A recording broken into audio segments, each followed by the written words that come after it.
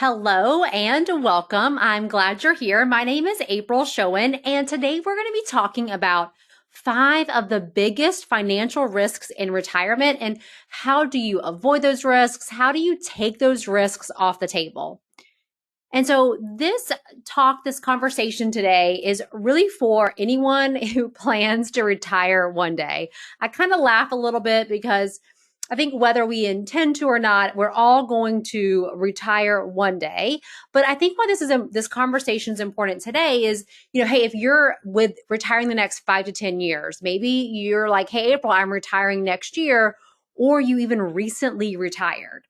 You're probably realizing that these decisions that you make today matter more than ever, because that's what I've really learned both professionally and personally.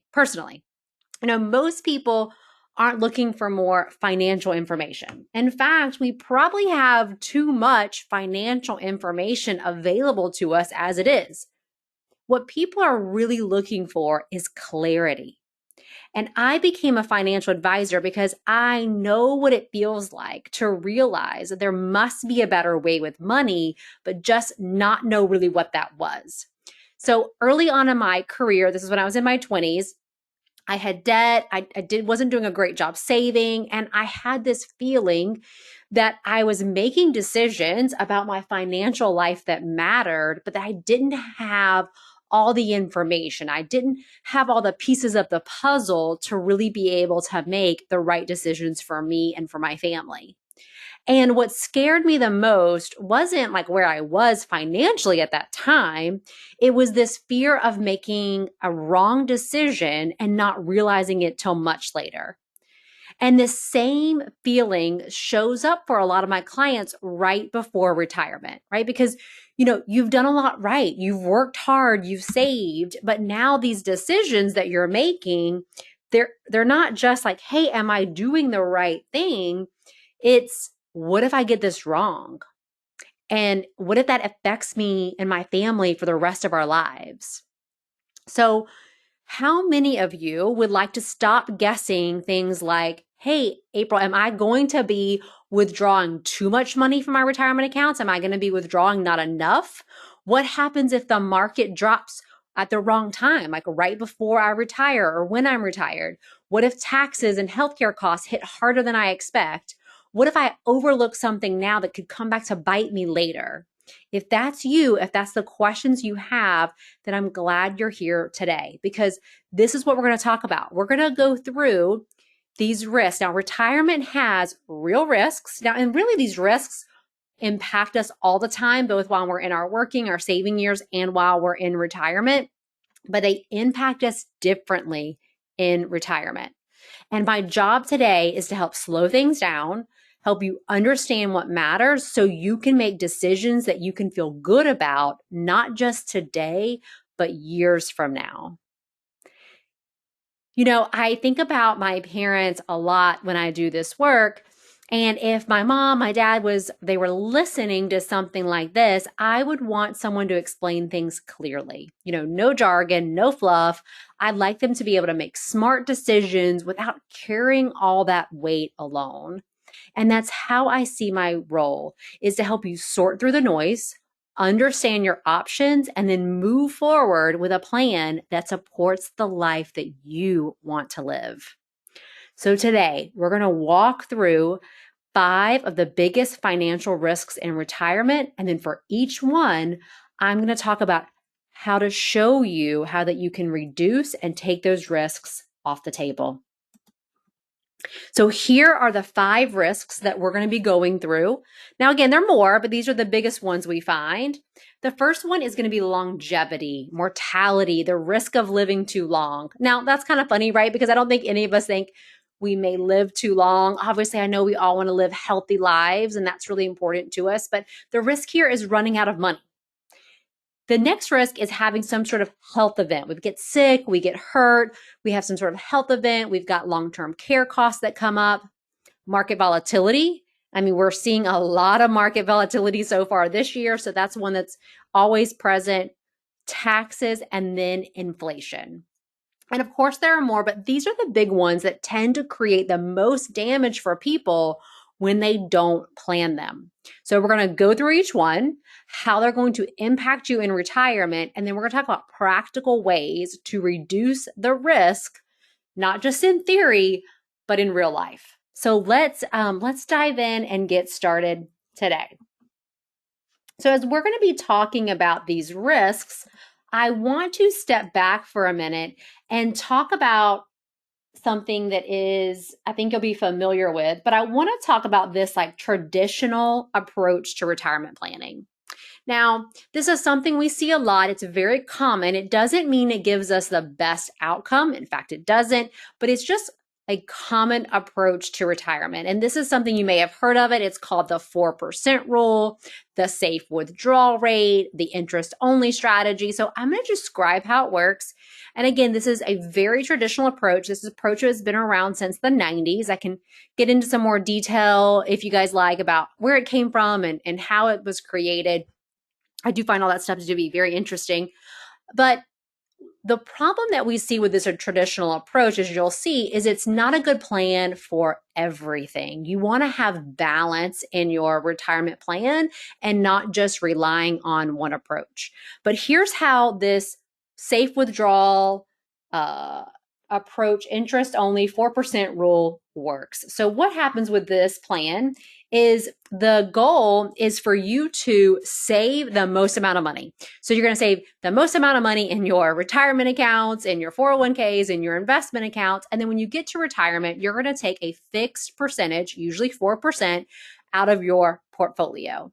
And the idea is that portfolio is going to be generating at least 4%. This is why we call it the interest only strategy. And that's how you're going to get your income. But what are some holes, some problems with this strategy? Well, first, your money's going to be invested in the market, and that market does not have a fixed return. It is going to be up and down like we're seeing this year. So you can see right off the bat the problem with taking fixed withdrawals from something that's volatile. The next thing is that this creates less income because, 4% of $1 million is $40,000. I don't know about you, but that doesn't feel like a lot to have saved that much, right? So here we are, we've saved the most that we can, and now we're going to take out small amounts for income. So less income. We also have more taxes because no matter what type of account this in, if we're doing this interest only strategy, now every dollar that comes out is completely taxable. We have no tax strategy. We have nowhere to hide. It's always taxable, and we don't have any recourse for that. We're taking on more risk because we always have to be invested. We always have to be in the market. We always have to ride that roller coaster, which doesn't feel very good, especially when you get to retirement. And now we have less liquidity because a dollar cannot do two jobs. So if a dollar is creating income, that dollar cannot be liquid. So it cannot be liquid for you to then take that dollar to go on a trip, buy a car, renovate the house. So the account, the bucket that we have set up for income is no longer liquid. It's now being used for income. So I think you can see there's some holes to this approach. Now, it does have a place in a plan, but with balance, with everything else taken into consideration, which we're going to talk about a little bit later. And here's one of the problems that we find with this approach is that it doesn't acknowledge that there is a difference between when we are in our working years and we're saving money and when we get to retirement and we're spending money, right? Those are two different things. We may have some similar risks that impact us along the way, both while we're working and when we're in retirement, but they're going to impact us differently.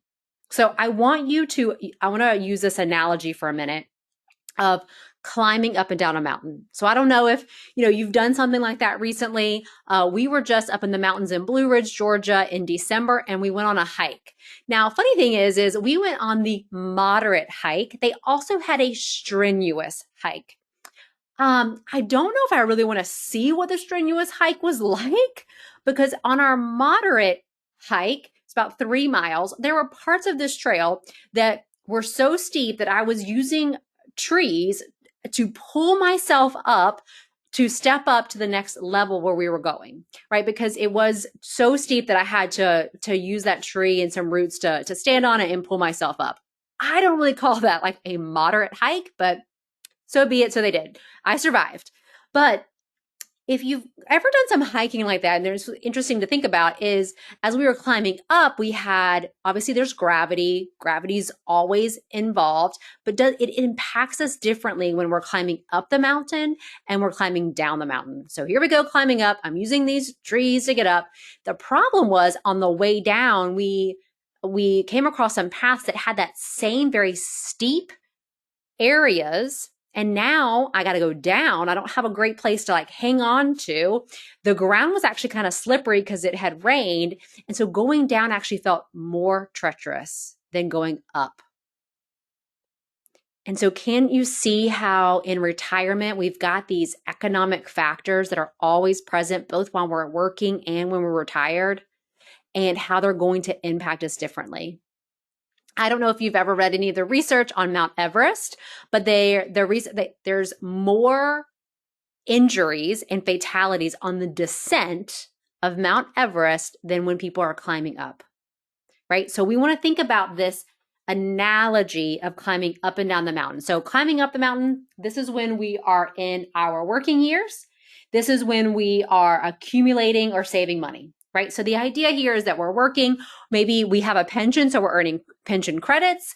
We might be, obviously, if we are working for an employer with Social Security, we might be earning Social Security. We might be saving money, right, into retirement accounts, into investments. What we're doing there is we're taking cash flow, which cash flow is our income, and we're turning that into net worth, right? So this is what we're doing when we're in our working and our saving years. And the idea is we're going to get to the top of that mountain one day and we're going to start to retire. And so we're going to start going down the mountain. So here we're going to start taking money out. We're going to start taking our net worth and we're going to turn that into cash flow. So yes, we might have a pension, we might have Social Security along with that, but then we're going to start taking money out of our investment accounts, our retirement accounts for that income. And so we're going to go through these risks, those 5 risks that I talked about. We're going to talk about each of those today, and we're going to talk about how they impact us on the way down the mountain when we're in retirement. So let's go through these risks. So the first one we're going to talk about is mortality, or I like to call it longevity. And it's really this idea of living too long. And as I said earlier, no one thinks like, oh, April, I'm going to live too long. I mean, I know we all want to live very healthy lives. That's also part of it. But what's the risk here? The risk is running out of money. Now, most of the clients I talk to, we talk about, hey, they say, April, I want to live the same life I'm living today in retirement. Yes, we might have some plans to travel. Maybe there's some things around the house we want to do, but by and large, we want to live the same life that we're living today. And no one wants to have to go back to work at 80 if they don't have to. And no one wants to be a burden on their family, right? And that's this risk here. It's the risk of living too long. And I actually wish that this mortality longevity was at the end of this list, because longevity mortality actually compounds all these other risks we're going to talk about. Now, the next one is getting sick or hurt. So in retirement, we usually are good on health insurance because we have Medicare, we might have a Medicare Advantage plan, we might have a Medicare supplement plan. So it's not health insurance we're worried about. We're worried about having some sort of event where we have to have more extended care, right? Long-term care, for example. Now, when we're in our working years, the risk is hey, I get hurt, I get sick, I can't go to work tomorrow, I can't earn a paycheck. But that's not what happens to us in retirement. So in retirement, the risk isn't that my income goes away. The risk is that my expenses go up. And so now I'm having to take more money out of my assets, more money out of my retirement accounts, out of my investments to pay for care. And so that might cause me to run out of money. That might mean there's less money that's left behind for my spouse, for my children, for the people and organizations that I care about.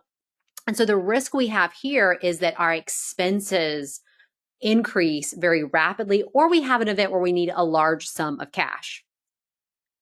So we're going to talk about what do you do about that, right? I was just talking with a client earlier today. He's 70, he's retired, and he asked about this exact same thing today. April, what do I do about if I need care in retirement?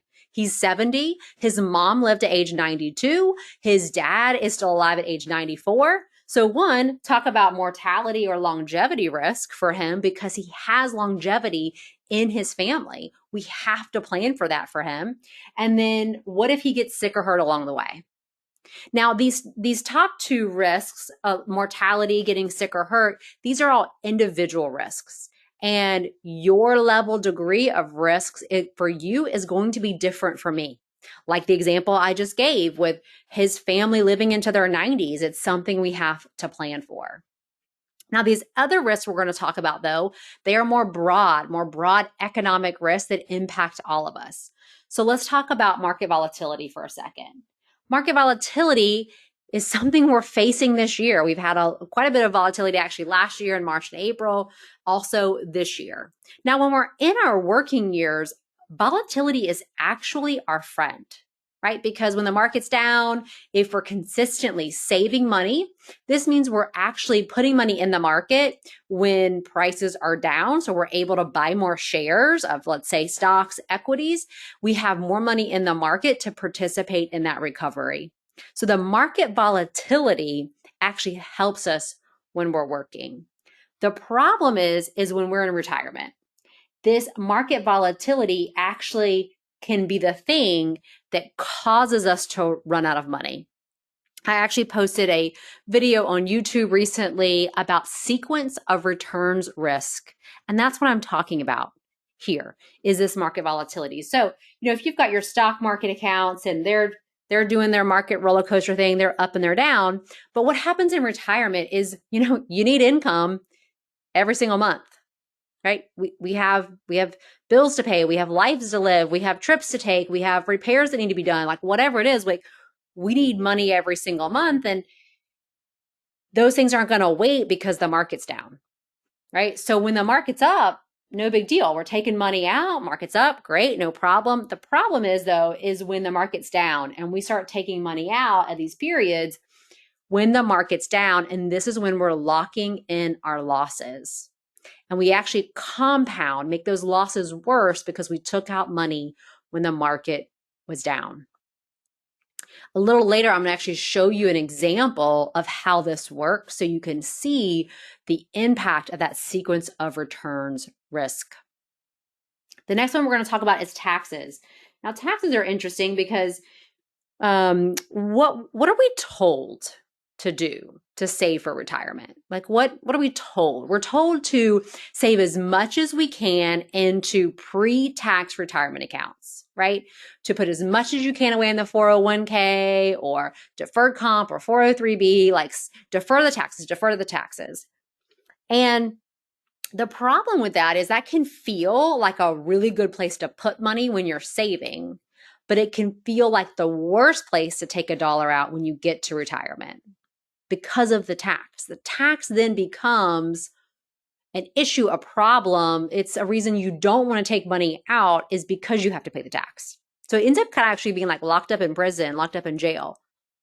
The other thing is that, a lot of clients I meet with, this is where they have the majority of their money is in those pre-tax accounts. So this would be, anything with these like kind of weird names like a 401k, a 403b, a 457. Those are all the IRS tax code names. These are all pre-tax IRAs.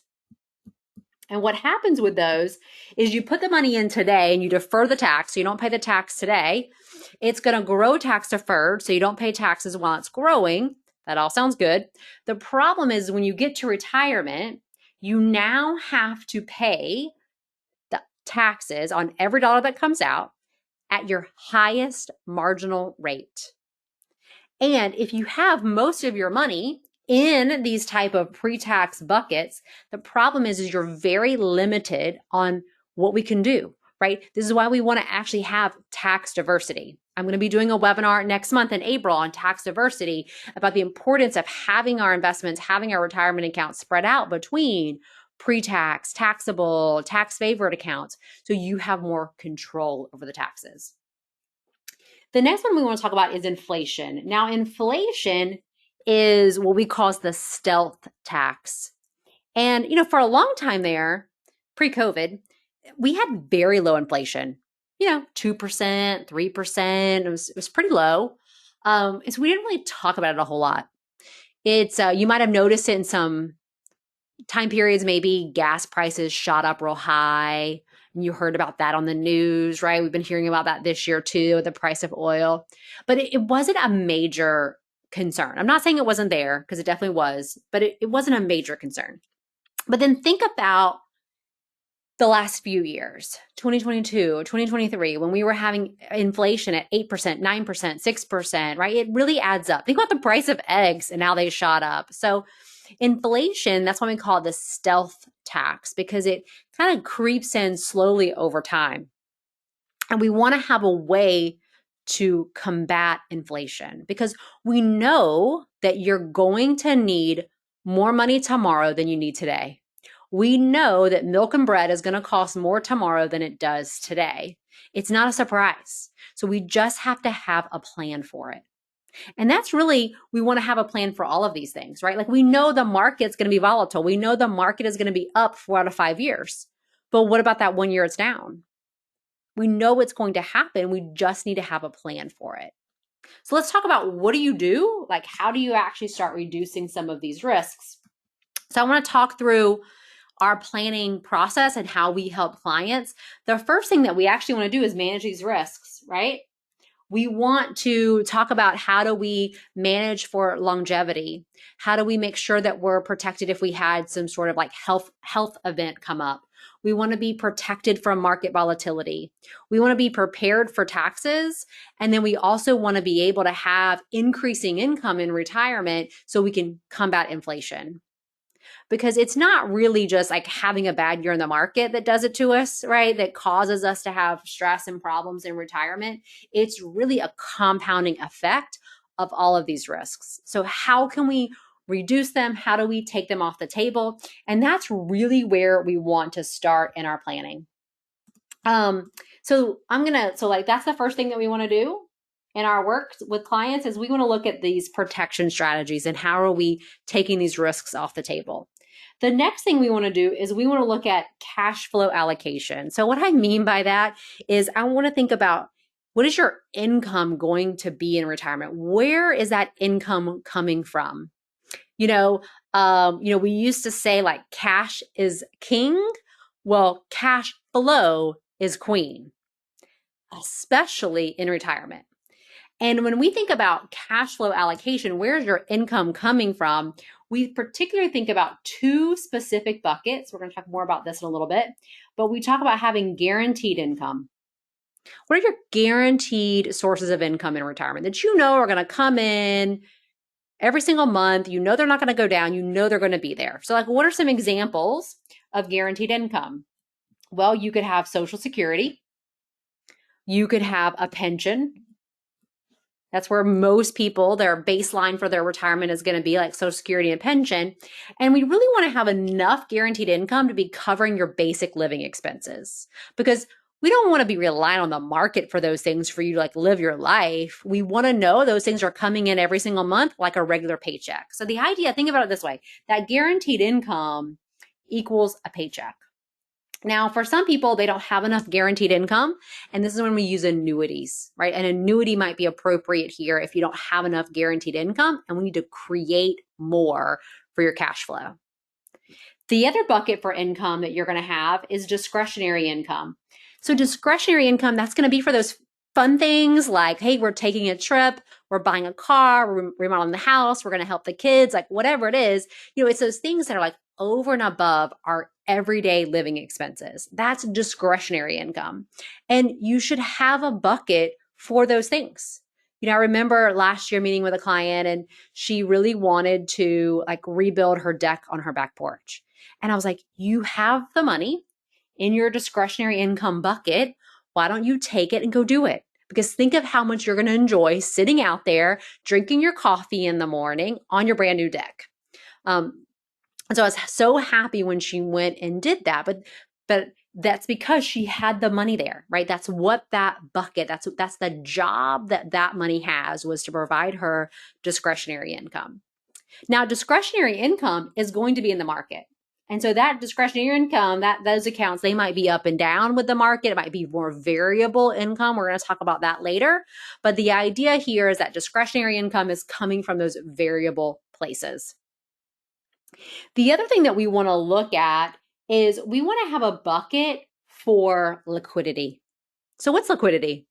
So liquidity is something that's when not being used for income. So just remember, like if a dollar has a job for income, it's not liquid. If an account, if a bucket, if a retirement account, investment account, whatever it is providing you income in retirement, then we cannot use that account to take a trip, buy a boat, buy a car, remodel the house, pay for the grandkids' college, like whatever it is, that money is now locked up. It's not locked up, but it has a purpose. It has a job.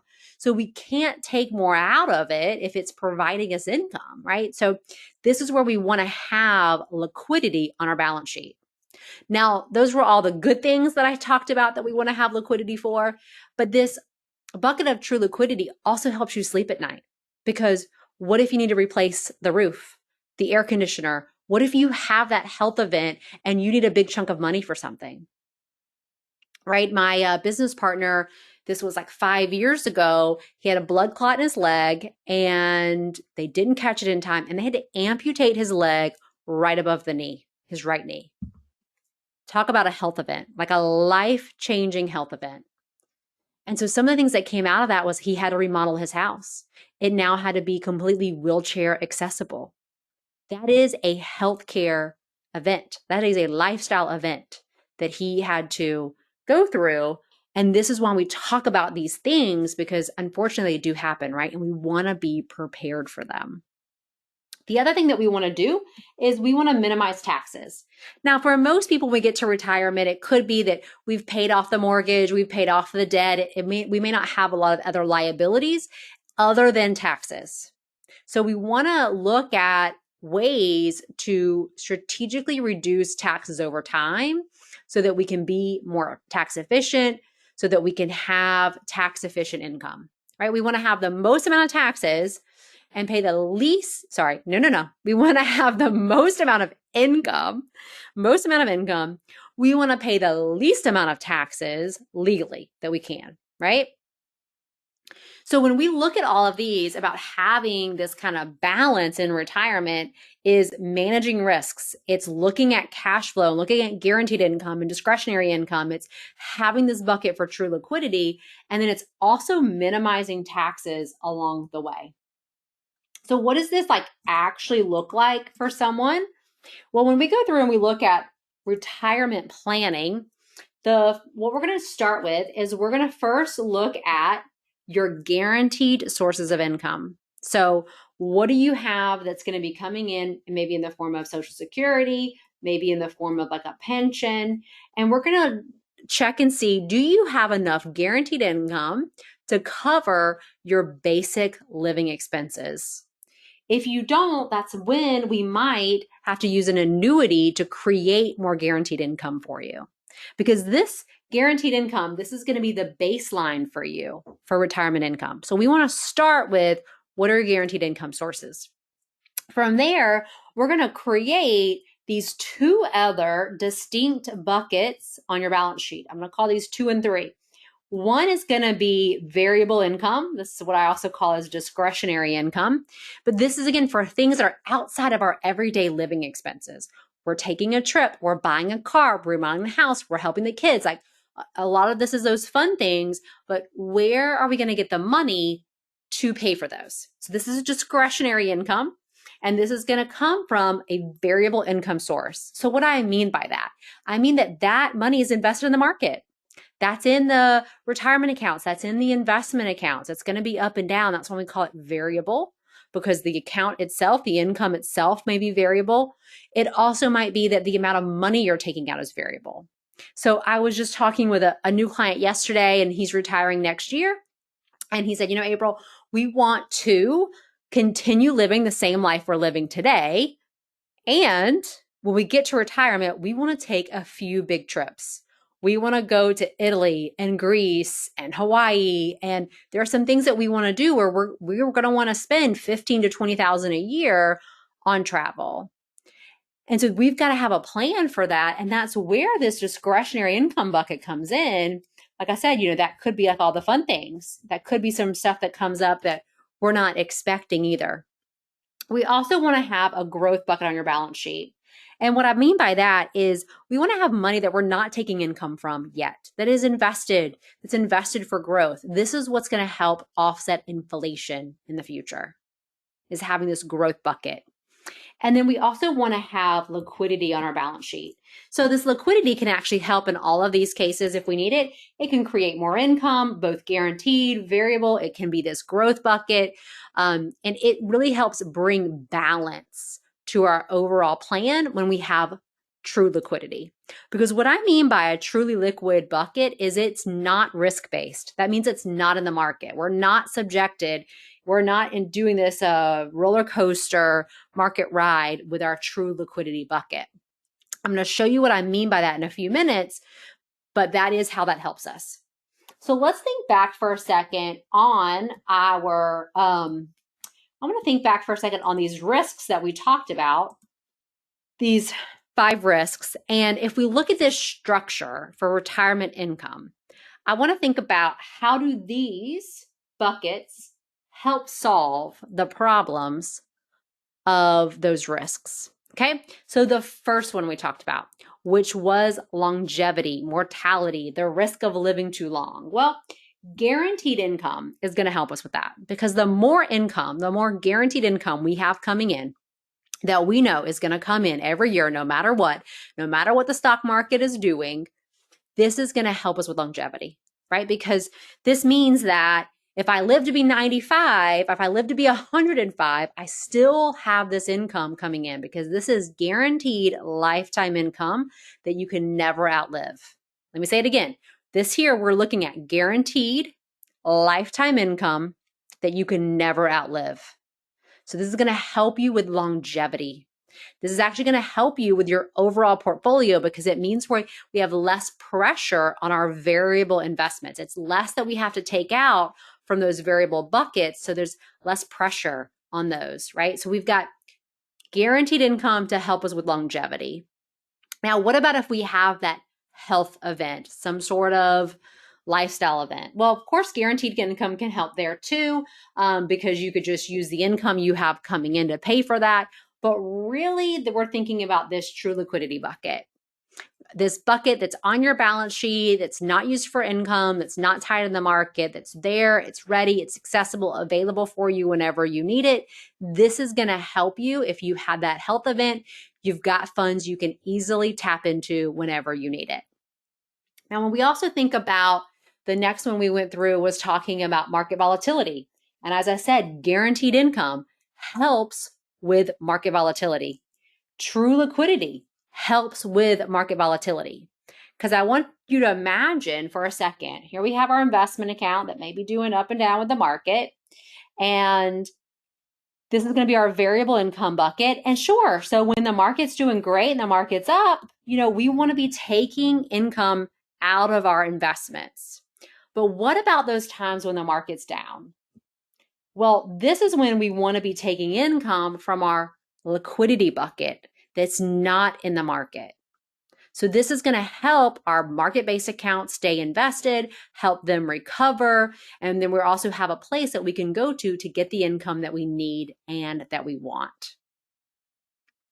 The next one we talked about was on taxes. So taxes, this is really actually comes down to a few things, but it's more on like asset allocation of like, how do we have our accounts set up? How much do we have in pre-tax, taxable, tax-favored accounts? This is really when we want to look at from a tax status standpoint to understand what exactly you have and creating some balance between those accounts. So this is really more of that account allocation, understanding what types of accounts we have, both on the variable side, growth side, and the guaranteed income as well, because you can have some guaranteed income that is creating more tax efficiency for you. And then on the inflation, this is when we're going to look at those growth buckets, right? So we're going to have accounts on our balance sheet that are continuing to grow for the future that we can then take income from, and that's going to help us offset inflation. So hopefully you can see here how having this structure helps with taking those risks off the table, from longevity, a health event, market volatility, taxes, inflation. Now, I want to take a few minutes and I'm going to zoom in and talk a little bit more about this liquidity bucket, because it's a little bit like an unsung hero. And it's also a concept that I feel like sometimes is hard to really grasp how it works in the real world. So I want to show you some examples of like, what is true liquidity? What do I mean by that? And how does it help you in retirement? So the concept of true liquidity is really about setting aside a portion of assets outside the market that are not being relied on for income every year. And so why does this matter? So having assets that are outside of the market is actually going to help us protect our invested assets, right? This liquid bucket can serve as a buffer. In other words, it's going to help protect that invested portfolio, the portion that is intended to give us that variable income, that discretionary income year over year as part of our retirement strategy. And the reason for this is pretty simple. So let me walk you through it. Because before retirement, again, when we're in our working years, we're going to have some short-term volatility, of course. Again, think about what we're experiencing this year. And so there's going to be years when the market's down, when we have negative returns. But during the working years, those short-term fluctuations are usually smoothed out because we have a longer time horizon for those things to recover. 10 years, 15 years, 20 years. I'm 42, so having the market be down today doesn't really impact me because I'm not planning to take money out of those accounts until I'm 65. So I've got plenty of time for it to recover. And then that's what's going to help then help me achieve those long-term averages. The challenge shows up in retirement, because in retirement, your time horizon changes. You don't have 10, 15, or 20 years.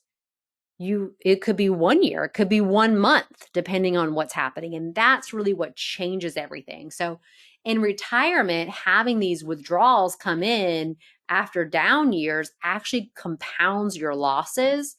And that can increase the likelihood of those accounts drawing down over time. So let me give you an example.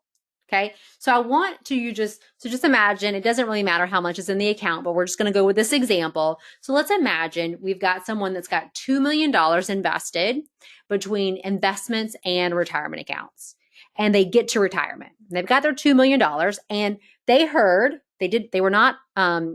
didn't hear my talk. So they were planning on they never worked with me, someone on my team, they never heard us go through it. So they were planning on using that 4% rule, that 4%, that safe withdrawal rate. That was going to be their plan for retirement. So here they are, they have $2 million. They step off into retirement. And here they have a year where the market is down 9%. So right off the bat, their investment account is down. Their total portfolio is down $180,000. But they need income to live. You still have to have money coming in, even if the market's down. And so they're taking out their 4%. So they're taking out $80,000 a year. So at the end of year one, after they've taken out their $80,000, their account now has gone from $2 million to $1.7 million. So I want you to think and imagine how that would feel. I don't think it would feel very good, right? And you think back to years like 2008, the early 2000s, when we had 3 years back to back to back with double-digit losses. And let's look at then what happens in year two. So in year two, they start with 1.7, but we have another year where the market's down. Now the market's down 11%. But they take out another 80,000 because they need to continue taking out income to live their life. And so at the end of 2 years in retirement, they started off with 2 million. They now have 1.4 million. And yes, the market was down a total of 20%, but look at their actual portfolio reduction, down 27%. That is the sequence of return risk. That is the issue with taking money out in a down market and compounding those losses. So what do you do about that? How do you take this risk off the table? You do it in a few ways, and it depends on the types of accounts that you have. But for example, we're going to talk about having this liquid bucket that's not in the market. And what if we use that money for income in retirement in the years that the market is down? How is that going to impact us? How is that going to help us? So again, imagine us having this alternative source of liquidity. So we've got our variable bucket for our discretionary income, again, retirement accounts, investments, and then we're also going to have liquid funds. We're going to have this money that's not in the market, earning a good rate of return, but not invested in the stock market.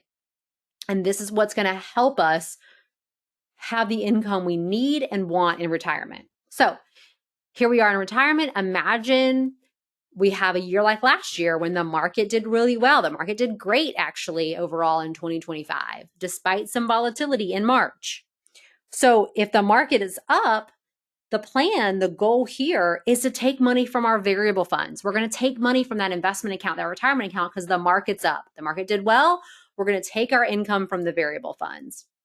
Now, we can talk more about this later. If you've got questions, you can ask me about how we actually do this. Sometimes I think of, how is the sausage made? It's one of my favorite it was one of my favorite things to say, but, how do we actually do this in practice? I can talk through later on that, because the idea here is if we've got the year one cash flow available for retirement, like that $80,000, we've got it available to us, we can let our accounts grow for the year, then take money out at the end of the year to refill that cash income bucket. But anyway, let's say we have a year when the market's down. So, okay, this year the market's down 9%. So when we look, we're not going to take money from our variable bucket because that is down. We're going to take money from our liquid bucket. So again, if returns are negative, we're going to take withdrawals from the following year from our true liquidity bucket. And this is going to help our variable funds recover. So if the next year, because we're not taking money out of it, we're not locking in those losses, we're letting the money stay in that variable account, that investment account, that retirement account to participate in the recovery. So we're going to use the liquid funds for as long as we need to while the retirement account is recovering. And then once we've had that positive growth returned, we then start taking withdrawals again from our variable bucket. And I actually have a calculator I can go through and show you over and look at market history and show you 20 years, 30 years in the market, how this liquid bucket actually helps and saves you over time when we're taking money from that liquid bucket in years when the market is down. So hopefully you can see how all of these pieces come together to really help have some balance and then start taking those risks off the table in retirement. So as we are going to, before we wrap up here, I want to kind of show you next steps if you're thinking, hey, this was good information, but what does this look like for me? How is this going to impact me? Because these 5 risks show up for everyone, but how they impact you depends on your numbers, your retirement, your income, your timeline. What do you want retirement to look like?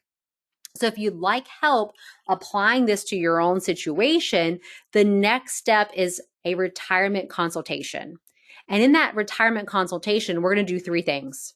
1, we're going to get clear about where you stand today. What's your income? What's your savings picture really look like? 2, we're going to identify which of these 5 risks is most likely to create the biggest problems for you based on your situation. 3, we're going to map out what do you do next. So you leave with specific actions to help strengthen your plan. And with just some high-level data, high level information about kind of where you stand, what we do is we actually look at kind of fast forward you and say, okay, here's where you are today. Let's say you're retiring in 5 years. We're going to fast forward you and say, okay, here you are walking into retirement in 5 years. And we're going to look at each of these risks and how they apply to your situation. And we can do this through doing like a preliminary analysis to kind of show, here are these 5 risks, here's how they impact you, and then here's how you can start taking those risks off the table. So in that call, we can map out what do you do next so you can leave with specific actions to strengthen your plan. And just so you know, I always want to point this out. Hey, we have a judgment-free zone. I get it. We're busy. We're focused on our families, our careers. And sometimes this stuff retirement planning gets pushed back until it feels very urgent. So if that's you, you're not alone. I run into that a lot. So we definitely have a judgment-free zone. So how do you request or schedule a retirement consultation? You're going to start with our financial planning intake form. So this form takes just a few minutes to complete, and it helps tell us where you are, what decisions are on your plate, and then also what kind of support you're looking for. So if you're interested, you can scan the QR code on the screen. You can also use the link in the description box to request the financial planning intake form. So once you submit it, my team will reach out, we're going to review it, and we're going to get your consultation scheduled. That could be with me, that could be with someone on my team. So again, if you'd like to get started on your own plan, you can scan the QR code on the screen. You can also click the link in the description box. Thanks for joining me today. I hope that you walked away with one idea that can help help take these risks off the table in retirement. And if you'd like help applying this to your situation, you can scan the QR code or click the link in the description box. Thanks so much for joining us today. I look forward to connecting with you all soon. Bye now.